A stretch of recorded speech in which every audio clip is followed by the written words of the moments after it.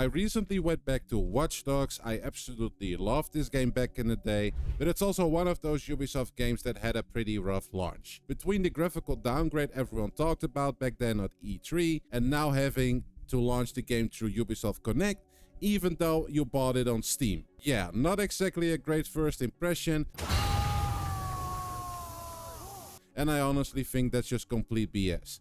But despite all of that, I remembered something about this game that always stuck with me. So after all these years, I wanted to find out if that feeling was just nostalgia or if Watch Dogs actually still holds up today. So I booted the game up and immediately, yep, you guessed it, I ran into problems. The audio was ridiculously quiet. I genuinely thought something was wrong with my PC at first, but after messing around for a while, I figured out I actually had to disable Windows audio enhancements just to hear what people were saying properly.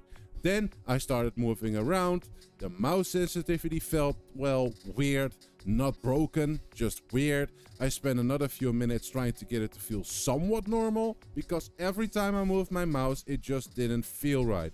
At that point, I was already thinking, yeah, this is exactly why going back to older PC games can sometimes just straight up be a pain in the ass.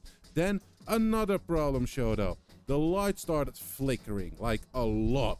I am not even joking about this, guys. If someone with epilepsy played this, it's not gonna end well for them. Luckily, switching anti-aliasing over to FXAA seemed to fix it, but man, this wasn't exactly the welcome back I was hoping for. Honestly, if I didn't want to replay this game for this video, I probably would have gone, nah, I'm good. But I kept going, because I wanted to see whether Watch Dogs itself was still as good as I remember. Then I caused my first blackout, and instantly I remembered. This is why I loved Watch Dogs. Not because the graphics looked amazing, not because of the story, because it makes you feel like you're actually controlling an entire city. You just press a button on your phone, the lights go out, traffic stops, everything around you changes. Even now, over 10 years later, that feeling is still so freaking cool. It also got me thinking, imagine if something even remotely close to this became a reality. Imagine hackers shutting down off power grids, traffic systems, bank accounts. Again, I am definitely not a hacking expert here, but it's still a pretty terrifying thought when you think about it. Let me know how you guys think about this though. And another thing I completely forgot about was the profiler. You can literally walk past random people, scan their phones, and suddenly find out all kinds of random information about them. Some people are millionaires, some people are completely broke, some are wanted, and some are about to get robbed. And if you want to stop the crime before it happens, you actually gain like these reputation points, which then unlocks more abilities later on in the game. It's honestly such a small mechanic, but it makes Chicago feel alive. You're not just walking around in another open world, it feels like everyone has something going on, and I absolutely dig it. Now for the story, the story, guys, it's alright. You're Aiden Pierce, a hacker trying to find people responsible for killing his niece. It's basically your typical revenge story. Nothing wrong with it, don't get me wrong, but it's also nothing incredibly special. And that's actually when I realized something else. I don't even think I've played Watch Dogs because of the story. I genuinely don't. I think I played it because back then, there was simply nothing else like it. Being able to hack traffic lights, raise bridges, trigger blackouts, cause complete chaos with just your phone. That fantasy was just so unique, and honestly, I still think that's what carries the game today. And yeah, we also get to talk about the combat, because, the combat, it's fine. The shooting definitely feels a little dated nowadays, but it works, I guess. You just aim for the head, people drop, simple as that. The only thing that kept bothering me throughout the entire game were these freaking controls on PC. Oh my god, even after changing my sensitivity, something just still felt slightly off. It's difficult to explain. It's one of those things where you can just tell, yeah, this game is over 10 years old, I get it.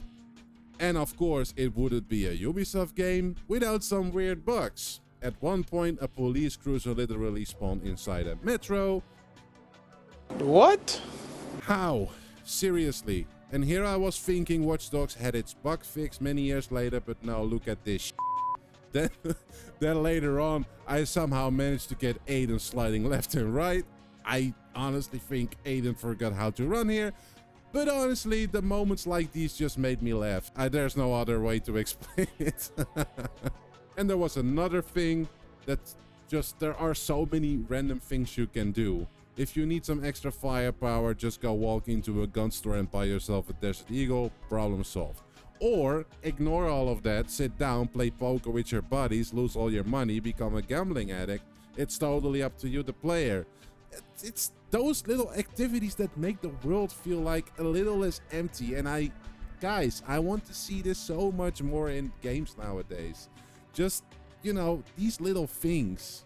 But honestly, after playing Watch Dogs all these years later, do I think it's perfect? Definitely not. Getting it running wasn't exactly smooth, the controls have aged, there are still bugs in the game, the graphics obviously aren't blowing anyone away anymore unless you start modding, but that's a whole different topic. But I also think people spent so much time talking about the downgrade back then that they overlooked the one thing Ubisoft absolutely nailed: the hacking. Even today, I still don't think another game has captured that same feeling of controlling an entire city through your phone quite like Watch Dogs did. And honestly, that's the reason I kept playing. Not because of the nostalgia, because underneath all the jank, there is still a genuinely fun game here. If you have played Watch Dogs before, let me know what you remember most about it. Was it the story, the hacking, or are you one of those people that never got over the downgrade? I'd love to hear what you think down in the comments, and I hope to see you in the next video. Take care guys, and I appreciate you all. Thanks for watching.